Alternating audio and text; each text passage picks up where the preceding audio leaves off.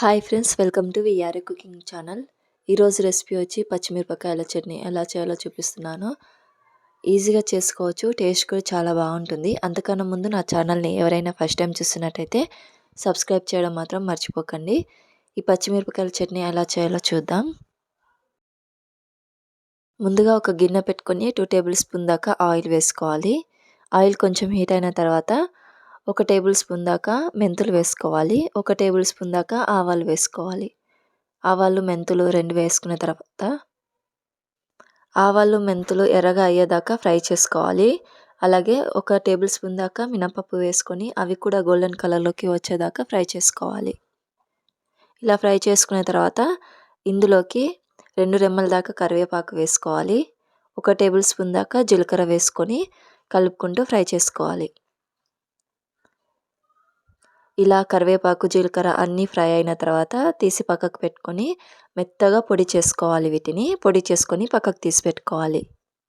Next అదే గిన్నెలోకి 4 table spoon దాకా ఆయిల్ వేసుకోవాలి. ఆయిల్ హీట్ అయిన తర్వాత ఒక 200 లేదా 300 గ్రామ్స్ దాకా పచ్చిమిర్చి అయితే వేసుకోవాలి. పచ్చిమిర్చి మొత్తం వేసుకున్న తర్వాత కలుపుకుంటూ బాగా ఫ్రై అయ్యేదాకా ఫ్రై చేసుకోవాలి.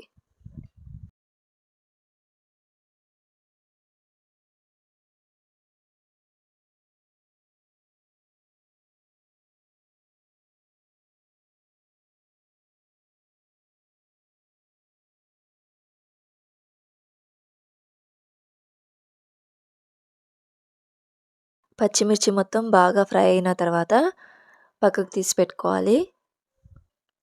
నెక్స్ట్ ఈ పచ్చిమిర్చి చట్నీలోకి తాలింపు వేసుకోవడానికి ఒక గిన్నెలోకి 2 టేబుల్ స్పూన్ దాకా ఆయిల్ వేసుకొని 1 టేబుల్ స్పూన్ ఆవాలు, 1 టేబుల్ స్పూన్ జీలకర్ర, అలాగే 1 టేబుల్ స్పూన్ దాకా మినపప్పు వేసుకొని కొంచెం కరివేపాకు వేసుకొని తాలింపునైతే రెడీ చేసుకోవాలి.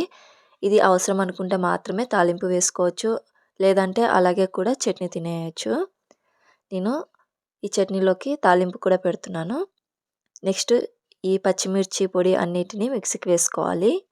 మనం ముందుగా ఫ్రై చేసుకున్న పచ్చిమిర్చిని ఒక మిక్సీ జార్లోకి వేసుకొని మనం ముందుగా ఫ్రై చేసుకొని పొడి చేసి పెట్టుకున్న తాలింపు పొడిని కూడా ఇందులోకి వేసుకోవాలి.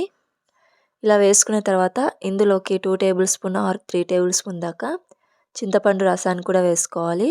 అలాగే తగినంత ఉప్పును వేసుకోవాలి. వేసుకున్న తర్వాత ఇందులోకి బెల్లం వేసుకోవాలి. బెల్లం వేసుకోవటం వల్ల ఈ పచ్చిమిరపకాయల చట్నీకి చాలా టేస్ట్ వస్తుంది.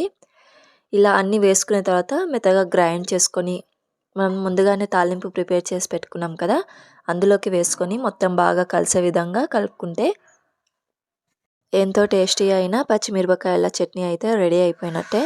చాలా టేస్టీగా ఉంటుందండి వేడివేడి అన్నంలోకి. మీరు కూడా ఈ రెసిపీని తప్పకుండా ట్రై చేయండి. అలాగే నా ఛానల్లో చాలా కుకింగ్ వీడియోస్ ఉన్నాయి, ఒకసారి చెక్ చేయండి. మీకు నచ్చినట్టయితే మీ ఫ్రెండ్స్ అండ్ ఫ్యామిలీ మెంబర్స్కి షేర్ చేయండి. Thank you.